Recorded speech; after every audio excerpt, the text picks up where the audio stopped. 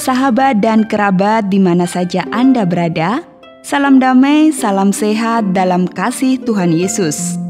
Saya Lina Puspitaningsih, jumpa lagi dengan Anda di ruang yang sama, kata dan nada, mengurai makna, melukis rasa. Masih dalam rangka menyambut peringatan kenaikan Tuhan Yesus ke surga, mengikuti kalender gerejawi. Perenungan kita hari ini akan didasarkan atas cerita tentang percakapan khusus Yesus dengan Simon Petrus di pantai Danau Tiberias. Nah, judulnya adalah Simon Petrus si batu karang.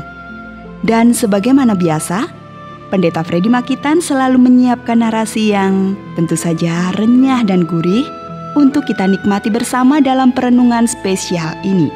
Selamat menikmati.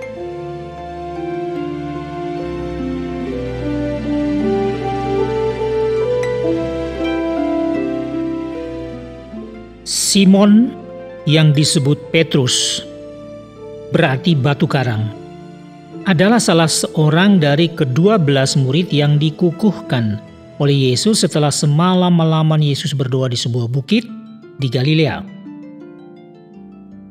Nelayan berpengalaman ini memang sangat temperamental. Ia begitu responsif terhadap apapun perkataan Yesus. Ia seorang pemberani, sering lebih dahulu berinisiatif dan selalu bertindak cepat. Kepada Simon Petrus inilah Yesus memberikan perintah, "Gembalakanlah domba-dombaku." Perintah yang sama ini 3 kali berulang Yesus berikan kepadanya. Setelah 3 kali Simon menjawab, "Benar Tuhan, aku mengasihi engkau." Atas pertanyaan Yesus, "Simon, apakah engkau mengasihi aku?" Dialog khusus 4 mata ini terjadi di suatu pagi di tepi pantai Danau Tiberias di Galilea. Ketika Yesus dalam tubuh kebangkitannya mengunjungi sekelompok kecil murid-muridnya dan menjamu mereka dengan sarapan roti dan ikan di tepi pantai itu. Murid-murid yang ikut sarapan bersama Yesus ketika itu adalah Simon Petrus, Thomas, Nathanael atau Bartolomeus, Yohanes, dan Yakobus saudaranya, serta 2 murid yang lain yang tidak disebutkan namanya. Namun, setelah makan roti dan ikan bersama murid-muridnya, Yesus dalam beberapa saat seakan-akan tidak mempedulikan murid-muridnya yang lain yang ada di sekitarnya. Dia sedikit bergeser, memutarkan badannya lebih ke arah Simon yang kebetulan duduk agak terpisah dari murid-murid yang lain. Dan dengan sangat peduli, Yesus menatap wajah Simon. Yesus menggunakan kesempatan ini lebih bersifat pribadi dan serius berbicara dengan si nelayan Galilea yang unik ini. Saat itulah perintah "Gembalakanlah domba-dombaku" diberikan kepada Simon. Setelah pertanyaan Yesus, "Simon, apakah engkau mengasihi aku?" Tetapi mengapa kepada Simon perintah ini?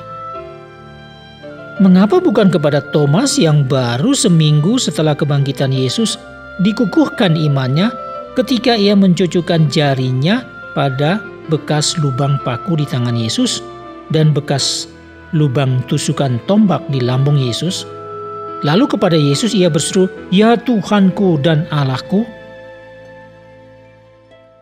Mengapa bukan kepada Nathanael yang Yesus sendiri menyebutnya seorang Israel sejati yang di dalamnya tidak ada kepalsuan? Yang pada pertemuan pertamanya dengan Yesus, ia mengakui bahwa Yesus adalah Rabi, Anak Allah, Raja orang Israel. Mengapa bukan kepada Yohanes, murid paling melankolik yang selalu mendekatkan diri pada Yesus dan memiliki pengertian lebih dalam dan luas tentang Yesus, yang juga begitu yakin akan kasih Yesus kepadanya, hingga ia menyebut dirinya murid yang dikasihi. Mengapa bukan kepada Yakobus yang bersama Petrus dan Yohanes mendapatkan hak istimewa menyertai Yesus dalam peristiwa transfigurasi Yesus di lereng Gunung Hermon di utara Galilea? Dan ketika Yesus mengalami pergumulan batin terberat hingga peluhnya menjadi seperti tetes-tetes darah di sekujur tubuhnya di Getsemani. Mengapa perintah gembalakanlah domba-dombaku itu diberikan kepada Simon? Seolah-olah hanya Simonlah satu-satunya orang yang sanggup melakukan tugas itu. Apakah karena Yesus membutuhkan seorang yang lebih dominan temperamen koleriknya untuk tugas berat ini? Apakah karena Simon adalah murid yang dengan cepat dan tepat mengakui Yesus sebagai Mesias, Anak Allah yang hidup? Apakah karena di atas pengakuan Simon Petrus tadi, Yesus telah berjanji untuk mendirikan jemaatnya yang tak dapat dikuasai oleh alam maut? Apakah karena Simon sering menyediakan perahunya menjadi mimbar khotbah dan pengajaran Yesus kepada orang banyak di tepi Danau Galilea?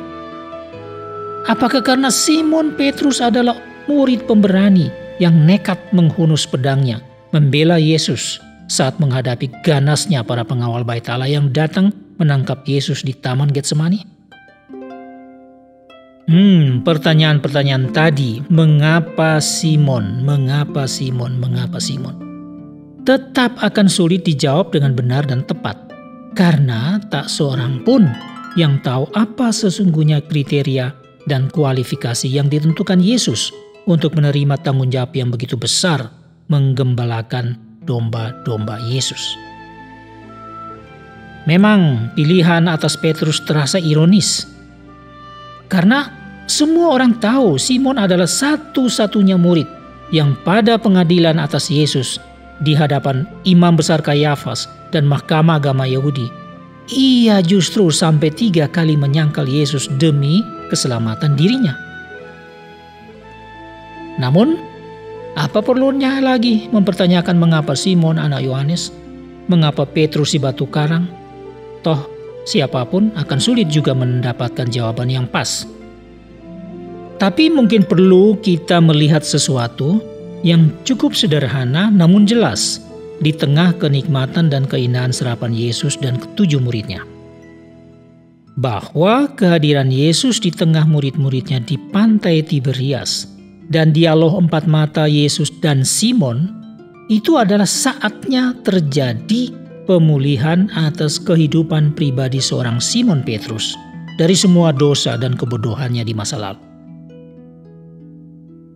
Petrus sangat sedih karena kesadarannya yang dalam akan dirinya dengan segala kekurangannya di depan mata Yesus. Namun Petrus kini menemukan dirinya yang utuh dan terbuka hanya melalui perulangan pertanyaan Yesus, "Apakah engkau mengasihi aku?" Dan suasana hati Petrus yang sudah diperbarui itulah yang menyanggupkan dia menjawab, "Tuhan, Engkau tahu segala sesuatu. Engkau tahu bahwa aku mengasihi Engkau." Simon Petrus menjawab Yesus mungkin saja dengan terbata-bata, dengan lidah yang agak berat dan kaku, dan dengan bibir yang bergetar. Namun dari lubuk hatinya yang paling dalam, Simon Petrus telah mengakui kasihnya kepada Yesus. Sudah tak ada lagi apapun yang masih tersisa di hati Petrus yang masih tersembunyi di depan mata Yesus. Dan di atas jawaban itulah Yesus memerintahkan Petrus untuk menggembalakan domba-dombanya. Ini adalah tanggung jawab besar dan mulia. Yesus sudah melihat hingga ke kedalaman hati Petrus akan kasihnya yang besar, komitmennya yang kuat, dan kerelaannya untuk mati sebagai martir demi Yesus. Petrus pun tidak lagi butuh suatu kehidupan yang penuh sejahtera dan kenikmatan hidup dalam bentuk apapun. Ia tidak memerlukan pemuasan kepentingan diri, nama besar, dan popularitas diri. Simon Petrus kini sadar bahwa ia sudah menerima anugerah pengampunan dan dipulihkan oleh Yesus. Dipanggil dalam kesederhanaan dan kerendahannya, dan ditugaskan dalam kehambaan dirinya sebagai seorang pelayan Tuhan Yesus Kristus. Maka Petrus hanya fokus pada pelayanannya bagi Tuhan dan Rajanya mulai saat itu. Nah, itu tadi narasi yang tentunya very inspiring. Simon Petrus, seorang murid yang unik. Dia seorang pemberani. Namun di saat tertentu, dia juga seorang penakut dan pernah gagal. Namun, bukankah Tuhan tak pernah menyesali orang pilihannya sendiri? Ia mengampuni, ia memulihkan, dan ia tetap mempercayai hambanya, bahkan untuk tugas yang lebih besar. Oke sahabat, sebuah lagu yang berjudul Pribadi yang Mengenal Hatiku akan mengantar kita ke dalam kesibukan aktivitas kita sepanjang hari ini. Terima kasih atas perhatian Anda. Dan saya Lina mohon diri untuk berjumpa lagi di edisi berikutnya. Kata dan nada. May God bless you in your days.